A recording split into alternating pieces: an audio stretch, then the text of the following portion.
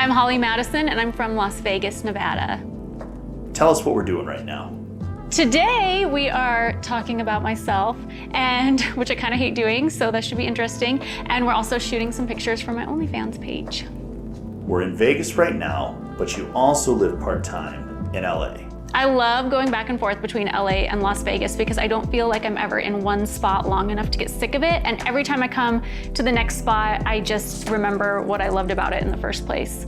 So obviously these two cities are important to you. What would you say you love about each of them? In my perspective, LA has the best weather in the world. You know, there's hiking, there's the beach, there's all kinds of amazing things to do. But Vegas really feels like my hometown. That's where most of my closest friends are. I feel like I want to be involved in the community when I'm here. I don't know what it is. In LA, I feel like I'm on a staycation, which is fun too.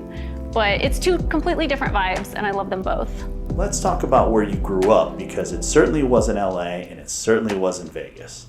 Yeah, I lived in Oregon. I was born there, then I moved to Alaska for like 7 years, and then I was back in Oregon for like middle school and high school. Where did you move to in Alaska? And what was that like? When I lived in Alaska, I lived on Prince of Wales Island, and if you ever watch those off-the-grid Alaska shows, that's what it was like. It was very remote, but you know what? For a little kid, that was amazing. Like, I loved playing outside and being in the woods and, you know, hunting and fishing with my dad. I wasn't very good at it, but I think it was kind of a priceless experience for my childhood, and it allowed me to use my imagination more. And I definitely felt like a fish out of water when I moved to Oregon, but you know, I mean, to me, Oregon felt like so scary and cosmopolitan and intimidating.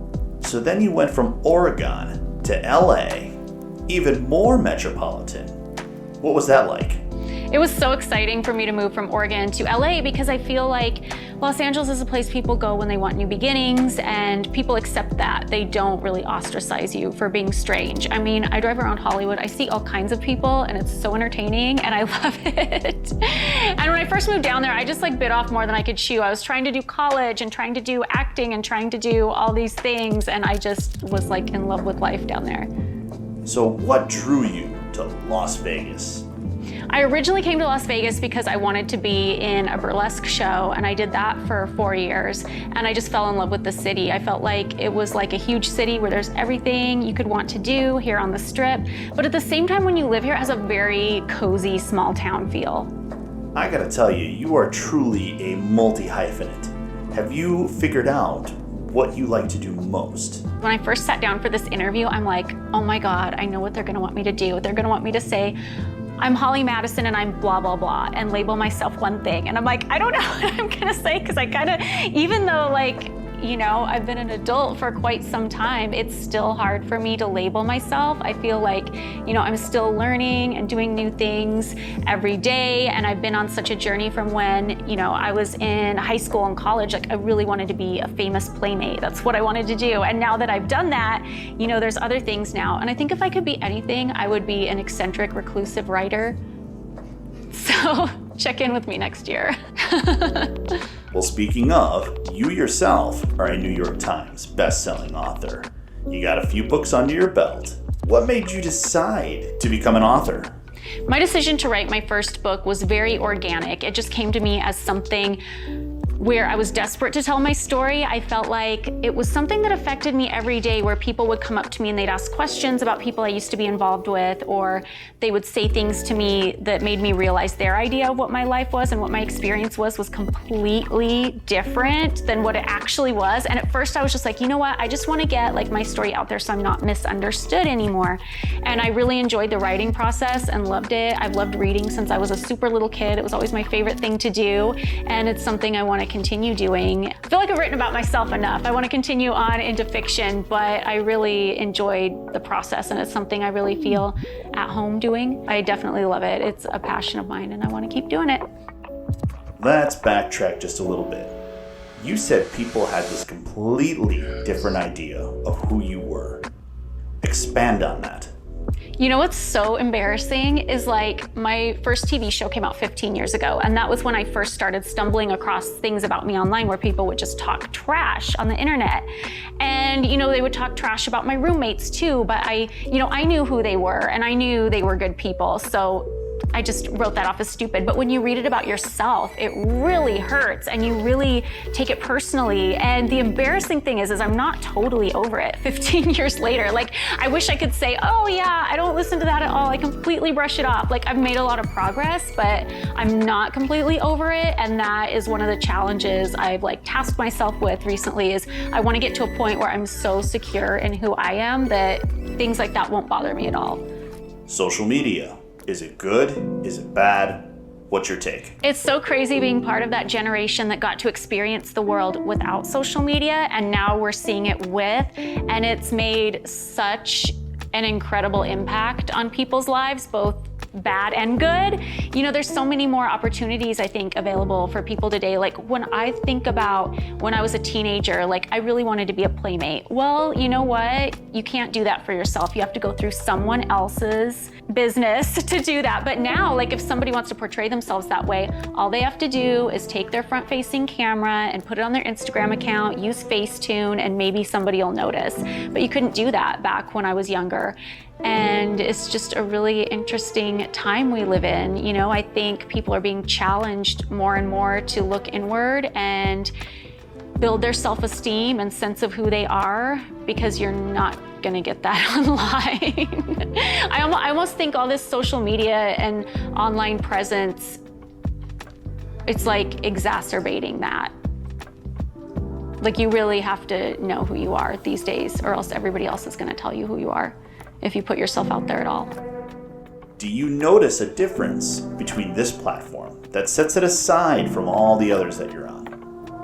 I feel like OnlyFans is a really positive platform. I don't know if the paywall has anything to do with it. I don't know if trolls just don't want to pay them money, but I feel like it's really positive and supportive, and it's a great way to interact with fans and get to know what they want to see. So I'm still on the journey where it's like, well, my photos might be completely different a month from now, just depending on what people want to see. Maybe they want to see more videos. I don't know, but it's an exciting journey. And so far I feel like it's very positive, and a lot more positive than other forms of social media I've dealt with.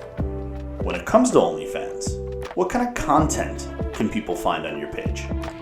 I think one of the reasons I think of photos first when I think of content is it's how I started out. I wanted to be like a glamour model, as they call it. Like, I wanted to be a playmate, and you know, for years, for like 10 years, that was what I was doing, was taking pictures. And still to this day, I love sharing pictures online, and I love a chance to be creative and shoot in amazing locations like this one, and it's fun for me. One of the interesting things about how quickly technology is moving is that content, you know, what it is and what it means to me and you, it's constantly changing. Like, for me, it used to just be still pictures, and now it's videos, and now it's like making funny videos on TikTok. I never would have guessed I would have liked that. Well, let's dive a little deeper here. Do you think your audience is getting that sense of who you really are from your content? Oh, I think my audience definitely understands me way better, you know, the more personable I am in my content. When I make a video for YouTube or write a book, I feel like people connect with me easier than just like a still picture or a TV show where somebody else was involved in crafting the narrative. So I love those extra outlets to express myself. It paints a fuller picture. Like, you should never really be like locked into what other people think of you, but it does feel good to get the real you out there as well. People are gonna think whatever they're gonna think, but at least I'm just, you know, doing my best to put it out there. So in your opinion, what is the worst kind of trolling out there? Body shaming is absolutely insane, and it's horrible, and there's no excuse for it. Actually, that was one thing, not to veer into this again, but it was one thing that I liked about OnlyFans is I saw women posting about it, and a lot of women were posting, you know, preview pictures on their Instagram, and they weren't even retouching or doing all the crazy things, you know, we all do on Instagram to make everybody's body look like an hourglass. And they were finding their audience for that, and I just feel like there's so much body positivity on this platform. And, you know, body shaming is, I'm shocked it even still exists this day and age, because I think we're at a place where everyone knows it's wrong, but yet people still do it, and people will criticize no matter what you post. You know, I mean, you could think you look perfect or your exact taste, but there's always gonna be somebody who, you're not their taste and they're gonna come on and be mean for some weird reason. Recently I posted a before and after on my Instagram about hitting my goal weight after having a baby 4 years ago, but I did a long caption about how it took 4 years and this is how I did it. And I was focused on other things. I didn't really want, losing weight right away wasn't my priority. And trolls were still coming on like, well, your before picture, you're pregnant. I'm like, yeah, and I said that. I mean, people will find anything. It's insane. Okay, so talking about these ladies finding their audience, is it easier to engage with people, say, on OnlyFans versus another platform? Starting OnlyFans, it kind of feels like this new frontier in social media a little bit because you have really direct access to the people who subscribe to your page, and so far it seems like a very troll-less environment, and it's really interesting to hear the feedback on what other people want to see, and it's kind of unlike anything I've done on social media before. It's exciting for sure. I have one more question for you.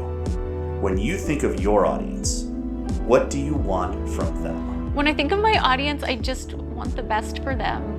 Like, I mean, when I hear from them, like, I find them so relatable. Like, there's all different types of people, but oftentimes it'll be a young woman who's having a rough day and maybe something she read in a book I wrote made her feel better. And, I know she has dreams and aspirations and her own definition of what happiness is. And like, I want them to have all that. And if anything I do makes anybody feel better, that makes me happy. Or if it's relatable or something, or if sharing a problem in a video makes somebody feel less alone, that makes me happy.